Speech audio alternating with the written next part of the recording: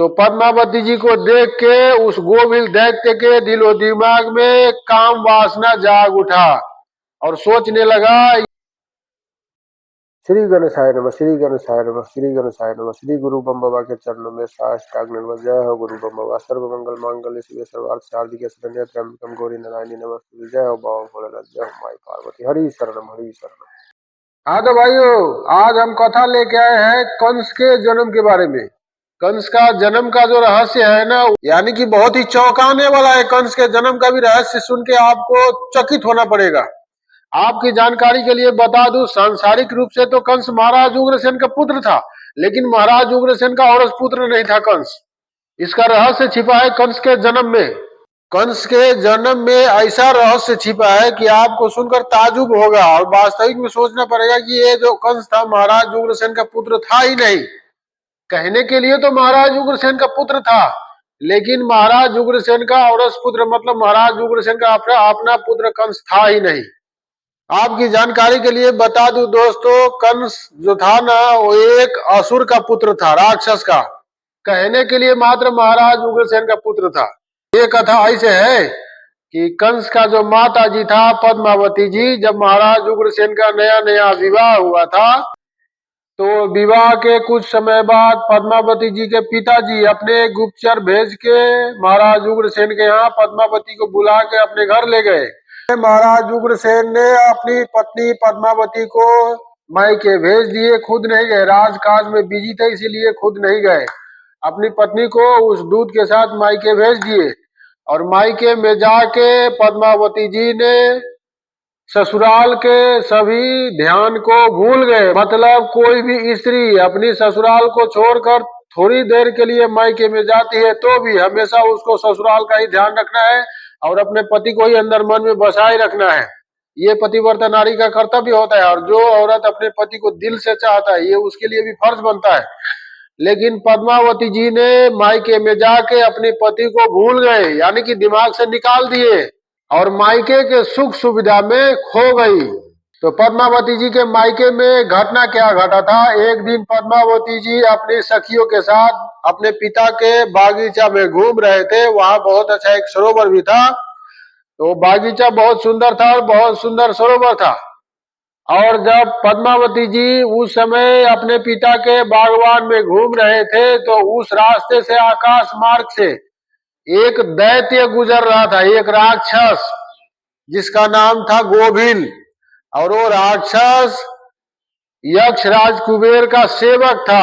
आकाश मार्ग से जब उस रास्ते से गुजर रहा था, तो आकाश मार्ग से पद्मावती जी को वो गोभिल दैत्य ने देखा। तो देख के पद्मावती जी बहुत सुंदर थी। पद्मावती जी को देख के उस गोभिल दैत्य के दिलो दिमाग में काम वासना जाग उठा और सोचने लगा, ये स्त्री तो बहुत सुंदर है, इसके साथ शारीरिक संबंध बनाने की इच्छा होता है, कैसे करूं। फिर दिमाग लगाने लगा। वो जो असुर था वो मायावी विद्या से परिपूर्ण था, मायावी विद्या का कमी नहीं था उसके पास। इसके बाद में दिमाग लगाने लगा। दिमाग लगाते लगाते थोड़ी देर बाद में सोच के निष्कर्ष निकाला। वो असुर ने पद्मावती जी के सभी रहस्यों के बारे में अपनी मायावी विद्या से पता कर लिए और जान गए कि ये महाराज उग्रसेन की पत्नी है और ये अभी मायके में आई हुई है और इनका कोई संतान नहीं है। इनका नया नया अभी विवाह हुआ है और ये अभी मायके में आई है कुछ दिन के लिए, और ये अपने दिमाग से अपने पति को निकाल दिए हुए मायके की खुशी में भूल गए हैं। तो इनके ऊपर प्रहार करना कोई बड़ी बात नहीं है। तो ऐसा रहस्य पता करने के बाद में वो गोभिल दैत्य ने अपने विमान के साथ नीचे धरती पर उतरा और अपने विमान को मायावी विद्या से गायब कर दिए और वहां उस बागीचा में महाराज उग्रसेन का रूप धर लिए। यानी कि पद्मावती जी का जो पति था महाराज उग्रसेन, कंस का पिताजी, उनका रूप धर लिए और वहां उस जमीन के बहुत लंबा क्षेत्र को, यानी कि 10 कोस चौरगिर, 10 कोस चारों तरफ वो गोभिल दैत्य असुर ने अपनी माया से चारों तरफ अपनी माया फैला दिया। 10 कोस के आसपास में चारों तरफ अपनी माया फैला दिया। इसके बाद में वहां एक पेड़ के नीचे वो असुर बैठ के महाराज उग्रसेन के रूप में कुछ गान करने लगा। जब वो गान का ध्वनि, जब वो संगीत का ध्वनि, कुछ संगीत छेड़ दिया वहां पे वो असुर ने, महाराज उग्रसेन के रूप में। वो तो मायावी था, ऐसे स्थिति उनके लिए कौन सी बड़ी बात थी। तो उस मधुर संगीत का ध्वनि पद्मावती जी के कान में गई, जो सरोवर में स्नान कर रही थी। फिर पद्मावती जी उस ध्वनि के द्वारा मोहित हो गई। पद्मावती जी को मोहित करने के लिए ये हरकतें किया था उस असुर ने। फिर पद्मावती धीरे धीरे उस वृक्ष के पास गए जहां वो असुर उग्रसेन के रूप में संगीत छेड़ रहे थे। तो नजदीक में जाके देखा तो पद्मावती को लगा ये तो उनका पति है। फिर ये इतने दूर से यहाँ कैसे आ गया। आपके जानकारी के लिए इतना बता दूं दोस्तों, महाराज उग्रसेन का जो राज्य था, पद्मावती जी के पिता के राज्य के अंदर जो दूरी था वो 100 योजन था, 400 कोस। और पद्मावती जी ये सोचकर चकित हो गई कि हमारे स्वामी इतना दूरी का सफर इतना जल्दी तय करके कैसे यहाँ पहुंच गए। लेकिन युवा अवस्था के उमंग में ज्यादा ध्यान नहीं देने के कारण, और वैसे भी उस गोविल दैत्य के माया में बंध चुके थे पद्मावती जी, इसके कारण ज्यादा ध्यान नहीं दे पाए। उनको लगा कि ये उनका पति है, क्योंकि वो दैत्य उग्रसेन के रूप में वहां बैठे थे। तो दैत्य जब पद्मावती जी वहां खड़ा होकर देख रहे थे उस गोविल दैत्य को, तो वो गोविल दैत्य ने कहा, प्रिय उतना दूर क्या कर रही हो, आओ आओ मेरे नजदीक आओ। तो उनके माया में पद्मावती जी वैसे भी बंध चुकी थी। इसके बाद में पद्मावती जी ने उस दैत्य के पास चले गए। और आपको बता दूं, राजा महाराजा के बागवान में झोपड़ियां भी होती है। राजा महाराजा के जाके बैठ के विश्राम करने के लिए झोपड़ियां भी बनाई होती है। उस समय जब उस समय राजा महाराजा उस समय की स्थिति के हिसाब से, उस समय का राजा जो राजा महाराजा होता था, उस समय अपने बागवान में बगीचे में छोटा छोटा झोपड़िया या छोटा छोटा विश्राम करने वाला कुछ जगह भी बनाया होता था, जो सेम आज के जमाने के एक रूम जैसा होता था, छोटा घर जैसा। तो उस बागीचे में छोटा छोटा घर भी बनाया था। तो इसलिए वो गोविल दैत्य ने पद्मावती जी को लेके एक झोपड़ी में चले गए। वहां पे झोपड़ी बनाया हुआ था उस बागीचे में, और उस बागीचे में जाके, उस झोपड़ी में जाके उस गोविल दैत्य ने उग्रसेन के रूप में पद्मावती जी से शारीरिक संबंध बनाए। तो आप ये बताइए दोस्तों, पद्मावती जी को ये बात पता कैसे चला। ये बात भी बहुत ही रहस्यमयी है। वो गोविल दैत्य ने पद्मावती जी से शारीरिक संबंध बना लिए। उस समय दोनों निर्वस्त्र थे। इसके बाद में पद्मावती जी ने देखा कि उस व्यक्ति के प्राइवेट पार्ट में वो चिन्ह नहीं है, जो चिन्ह महाराज उग्रसेन के प्राइवेट पार्ट में था। हमारे कहने का मतलब है, महाराज उग्रसेन के प्राइवेट पार्ट में कुछ खास चिन्ह था, जो उस गोविल दैत्य के प्राइवेट पार्ट में नहीं था। वो असुर ने माया से उग्रसेन का रूप तो बना लिया था, लेकिन महाराज उग्रसेन के प्राइवेट पार्ट में जो कुछ खास गुप्त चिन्ह था वो नहीं बना पाए वो। और उसी के वजह से पद्मावती जी ने उस असुर को पहचान लिया और बताया कि तुम हमारे स्वामी नहीं, कोई और व्यक्ति हो, जल्दी से बताओ तुम कौन हो, नहीं तो हम तुमको श्राप दे देंगे। तो आपको पता है मित्रों, वो दैत्य वहां पर क्या बोले थे, पद्मावती जी को क्या ताना दिए थे। और दैत्य बताए थे कि देखो तुम हमको श्राप नहीं दे सकती हो, क्योंकि तुम्हारे पास अब श्राप देने के लिए कोई शक्ति ही नहीं बचा है। क्योंकि महिला जब किसी को कोई श्राप देगा तो उसके लिए पतिव्रता सती सावित्री होना एकदम जरूरी है, उसके अंदर सच्चाई एकदम जरूरी है। लेकिन तुम्हारा सती तो भंग हो चुका है, वो भी तुम्हारे गलती के कारण। तो माता पद्मावती ने बताया कि हमारा क्या गलती है, तुमने हमारे साथ छल किया, छल से हमारे स्वामी का रूप धारा तुमने।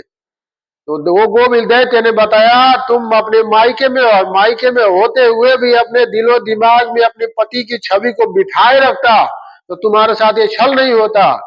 तुम अपने ससुराल में थी तब तक अपने पति उग्रसेन को दिलो दिमाग में हमेशा बैठाए रखता था, अपने पति को छवि को हमेशा अपने दिलो दिमाग में धारण किए रहता था। और जैसे ही मायके में आया और मायके में आके अपनी मायके के सुख में अपने पति को भूल गए और अपने ससुराल को भी भूल गए, और अपने मायके के सुख के उमंग में अपने पति को भी दिलो दिमाग से निकाल दिया और मायके के सुख में खो गई, यहाँ के चंचल वातावरण में खो गई।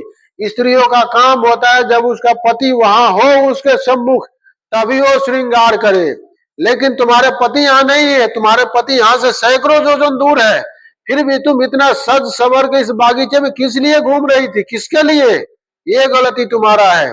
तो स्त्रियों के लिए ये एकदम आवश्यक है कि जब उसका पति उस समय घर पे ना हो, परदेश में चला गया हो, तो कोई श्रृंगार नहीं करे, सिर्फ नॉर्मल अवस्था में रहे। तो गोविल दैत्य ने इस बात का ताना उसको दिए थे कि तुम्हारा पति यहाँ नहीं है, यहाँ से बहुत दूर है, फिर भी 16 श्रृंगार करके यहाँ पे घूम रही हो, किसको लुभाने के लिए? महिलाओं को सिर्फ 16 श्रृंगार किया जाता है या सजा सवरा जाता है सिर्फ और सिर्फ अपने पति को लुभाने के लिए। उसका पति जब उसके सम्मुख ना हो तो उसको कोई श्रृंगार नहीं करना चाहिए, नॉर्मल स्थिति में रहना चाहिए। क्योंकि श्रृंगार किया जाता है अपने पति को लुभाने के लिए, अपने पति को प्रसन्न करने के लिए। जब तुम्हारा पति यहाँ मौजूद नहीं है तो 16 श्रृंगार करके किसको लुभा रही हो यहाँ? ये तुम्हारा गलती है, तुम्हारे कारण हम आज तुम्हारे ऊपर मोहित हो गए। तो इस बात पर पद्मावती जी को बहुत अफसोस हुआ था, और उसके अफसोस को देखते हुए वो गोविल दैत्य ने पद्मावती जी को दिलासा दिलाए थे, देखो ये तो शायद विधाता का विधान था, इसमें हमारा भी उतना दोष नहीं है, लेकिन तुम चिंता नहीं करो, तुम्हारे जो तेज हमने तुम्हारे गर्भ में छोड़ा है, उस तेज के वजह से तुम्हारे गर्भ से एक बहुत ही बलशाली पुत्र का प्राप्ति होगा तुमको, और वो तुम्हारा पुत्र पूरे संसार में राज करेगा, और उसको मृत्यु देने के लिए स्वयं साक्षात परम पुरुष परमात्मा भगवान श्री नारायण धरती पर अवतरित होंगे। यानी कि तुम्हारे इस पुत्र का मृत्यु भगवान के अलावा किसी से नहीं होगा, इतना बलशाली होगा ये। तुम इस बात का चिंता नहीं करो, ये तो विधि का विधान था, इसमें हमारा भी उतना दोष नहीं है। अब हम जा रहे हैं, अब तुम अपने नगर में चले जाओ। फिर इतना बता के, इसके बारे में तो पुराण में बहुत विस्तार से बताया गया है दोस्तों, लेकिन हम बताता हूँ ना, हमारा बुद्धि उतना तेज नहीं है, हम मूर्ख आदमी है। अगर पुराण हमारे पास होता, अभी तो हम सऊदी में है, तो पढ़ के रिकॉर्ड करके बताता तो शायद ज्यादा अच्छा हो सकता था। लेकिन ये बातें पुराण में लिखा हुआ है, ये जानकारी गर्ग संहिता में दिया हुआ है, पद्म पुराण में भी दिया हुआ है। ऑडियो बुक हमारे पास है, उसको सुन के जब वीडियो रिकॉर्ड करने आता हूँ तो थोड़ा थोड़ा भूल जाता हूँ। यदि कुछ भूल हुआ होगा तो क्षमा कर दीजिएगा मित्रों। उसके बाद में माता पद्मावती को बहुत अफसोस हुआ था, और वहां पे बैठ गई थी, और कुछ समय तो समझ ही नहीं है कि उनको क्या करना चाहिए। फिर वहां पे उनका सहेली आया और पूछा कि सखी तुम यहाँ क्या कर रही हो, महाराज उग्रसेन कहाँ है? तो पद्मावती जी ने सारी बातें अपनी सखियों को बताए थे। इसके बाद में उसकी सखियों को भी बहुत अफसोस हुआ था इसके बात पर।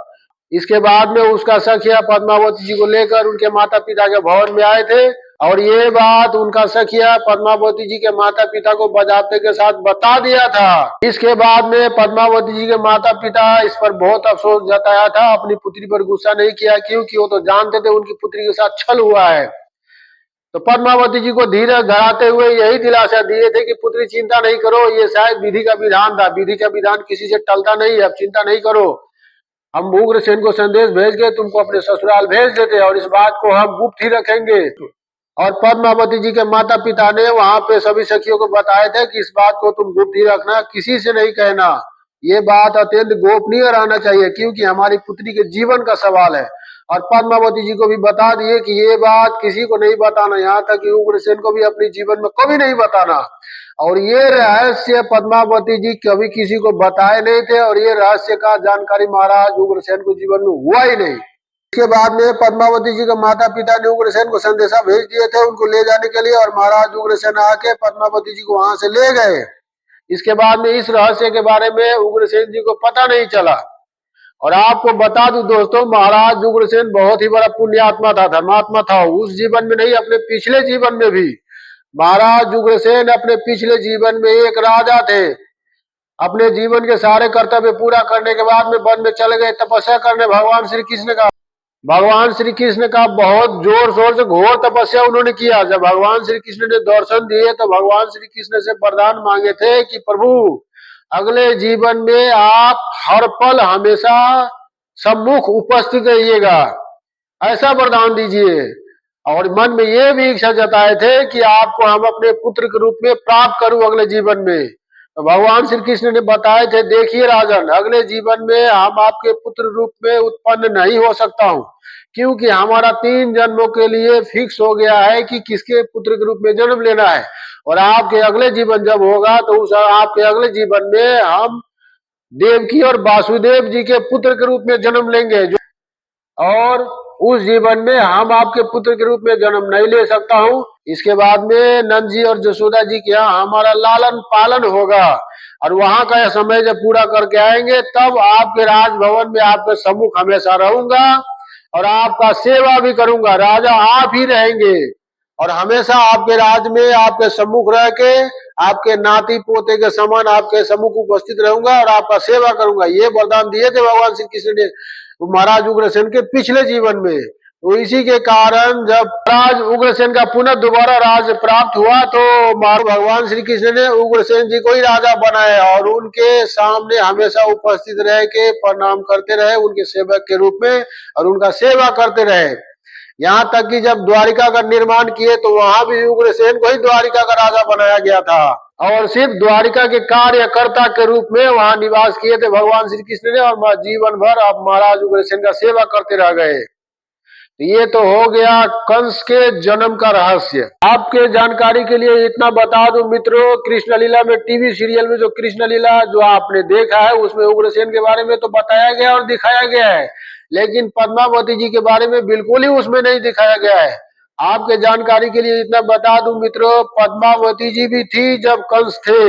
जब महाराज उग्रसेन को राजगद्दी से हटाकर महाराज उग्रसेन को कारागृह में कंस ने डाल दिया था उस समय भी पद्मावती थी, लेकिन कृष्ण लीला में पद्मावती जी के बारे में कुछ न दिखाया गया है न बताया गया है। पुराणों में वर्णन है इसका।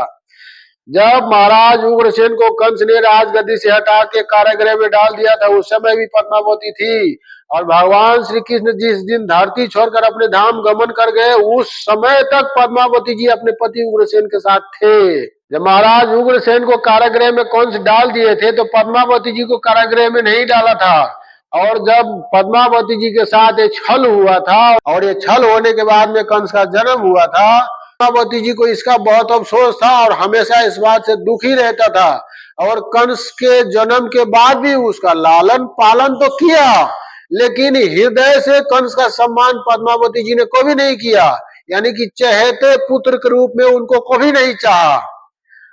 और कंस युवा हो जाने के बाद में भी अपने पिता को राजगद्दी से हटा के खुद राजगद्दी हड़प लिया और उसके बाद में माता जी को कारागृह में नहीं डाला था क्योंकि कंस को अपने माता जी से कोई खतरा नहीं था। वो उसी महल में उग्रसेन की और बहुत सारी रानियां थी, उग्रसेन की और भी बहुत सारी रानियां और पद्मावती जी उसी महल के कोने में पड़े रहते थे और कंस से ज्यादा मतलब ही नहीं रखते थे, उससे कोई खतरा नहीं था, इसीलिए पद्मावती जी को कारागृह में नहीं डाला था। और जब भगवान श्री कृष्ण ने कंस को मार दिए थे इसके बाद में फिर से उग्रसेन को राजगद्दी पर बिठाए थे और भगवान श्री कृष्ण जब धरती छोड़ कर गए अपने परम धाम गमन किए तब तक पद्मावती जी महाराज उग्रसेन के साथ रहे। तो ये कथा टीवी सीरियल में दिखाया नहीं जाता है, पद्मावती के बारे में तो बिल्कुल ही नहीं दिखाया जाता है। कृष्ण लीला में तो वही कथा को ज्यादातर दिखाया गया है जो कथा प्रमुख है, यानी कि वासुदेव जी का, देवकी जी का, कृष्ण जी का, नंद यशोदा जी का, ये सब कथा प्रमुख है। कोई भी टीवी सीरियल में प्रमुख व्यक्ति का ही कथा ज्यादातर दिखाया जाता है। आपके जानकारी के लिए इतना बता दूं दोस्तों, जो कंस था वो अपने पिछले किसी जीवन में कालनेमी नाम का असुर था, कालनेमी नाम का राक्षस था वो रामायण वाला कालनेमी नहीं। रामायण काल में जो कालनेमी था, जिस कालनेमी को हनुमान जी ने मारे थे, वो कालनेमी मामा मारीच का पुत्र था, वो कालनेमी अलग है। ये कंस अपने पिछले किसी जीवन में कालनेमी थे तो ये हिरण्याक्ष और हिरण्यकश्यप इनके वंश से संबंधित रखते थे। प्रहलाद के पुत्र थे विरोचन, ये उसी विरोचन का भाई या हिरण्याक्ष का पुत्र माना जाता था, इसी दोनों में से कोई था, लेकिन हिरण्याक्ष के वंश से संबंधित रखते थे ये कालनेमी उस समय। इसके बाद में जब उसका अगला जन्म हुआ तो कंस के रूप में हुआ। ये वो कालनेमी था, उस कालनेमी को भगवान श्री विष्णु जी ने मारा था और उसी समय से वो कालनेमी बैर ठान लिए थे भगवान श्री विष्णु जी से कि अगले जीवन में विष्णु से बदला लेंगे।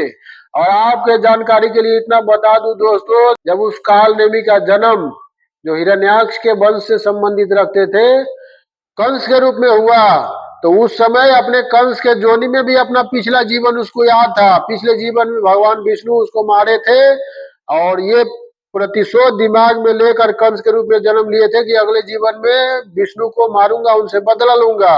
ये बातें कंस के जोनी में भी उसको याद था और ये कंस ये भी जानते थे कि वो उग्रसेन का पुत्र नहीं है, उनके माता के साथ जो छल हुआ वो सब वो जानते थे। वो गोविल दैत्य का पुत्र था जो कुबेर का सेवक था, उसका पुत्र था, 100 बात उसको मालूम था, कंस को नहीं मालूम था ऐसा बात नहीं है। वो अपने कंस के जोनी में भी वो काल ने भी असुरी समझते थे, जिनको विष्णु जी से बदला लेना था मृत्यु का, लेकिन अपने पिछले जीवन में बदला ले नहीं पाए और अगले जीवन में ले नहीं पाए, और कंस की जोनी में कंस को मुक्ति मिल गई असुर जोनी से। ये है कंस का जन्म का कथा दोस्तों। तो आप बताइए दोस्तों, जो व्यक्ति पुण्यात्मा होगा, धर्मात्मा होगा पिछले कई जीवन से, उनका पुत्र जो होता है वो अधर्मी या पापी या असुर कैसे हो जाएगा? इसीलिए वो कंस जो था वो महाराज उग्रसेन का औरस पुत्र ही नहीं था, मतलब अपना पुत्र ही नहीं था। औरस पुत्र बोलते हैं माता पिता के रज वीर्य से जिनका जन्म होता है, माता पिता के शारीरिक संबंध के द्वारा जिनका जन्म होता है, उसको औरस पुत्र बोलते हैं। तो यही कंस के जन्म के रहस्य है दोस्तों। हमारा तो केवल उद्देश्य है सच्चाई आपके पास पहुंचाना। जो पुराण में हमने जो कथा आपको बताया, ये गर्ग संहिता में बहुत विस्तार से लिखा हुआ है और पद्म पुराण में भी लिखा हुआ है। किसी को ठेस पहुंचाना है, किसी को तकलीफ पहुंचाना हमारा इरादा बिल्कुल ही नहीं है। ये वीडियो बनाने का भी हमारा कोई इरादा नहीं था, लेकिन पुराणों में इसका जिक्र है तो वीडियो बना के आप लोगों को बताने में भी हमको लगता है हमको कोई दोष नहीं लगना चाहिए।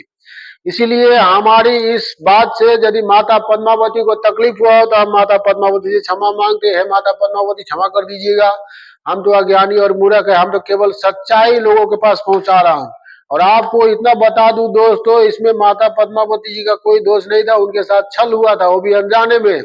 फिर भी गलती तो कुछ ना कुछ तो दोष था। जब ससुराल से अपने मायके में गई थी तो मायके में जाते ही युवा अवस्था के उमंग में अपने पति के छवि को दिलो दिमाग से निकाल दिए थे और मायके के वातावरण के मायके के उमंग में खो गई थी। यही केवल इतना ही उनका दोष था।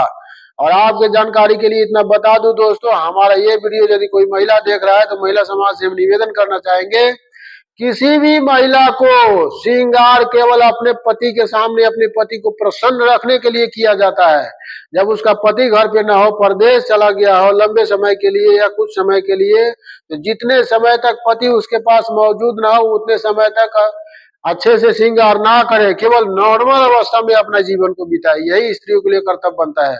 अच्छा मित्रों, हमारे किसी बात से किसी को तकलीफ पहुंचा होगा तो क्षमा कीजिएगा मित्रों। हमारा ये वीडियो आप कहां से देख रहे हो, जहां से भी देख रहे हो, हमारे सभी प्रोफाइल को फॉलो कीजिएगा, लाइक कीजिएगा। और ये वीडियो हमारा यदि हमारे यूट्यूब चैनल में देख रहे हो तो हमारे यूट्यूब चैनल को लाइक कीजिएगा, सब्सक्राइब कीजिएगा, बेल आइकन की घंटी को दबा लीजिएगा, ताकि जो भी वीडियो हम लेकर आए सबसे पहले आपके पास पहुंचे। अच्छा मित्रों, जय सिया राम।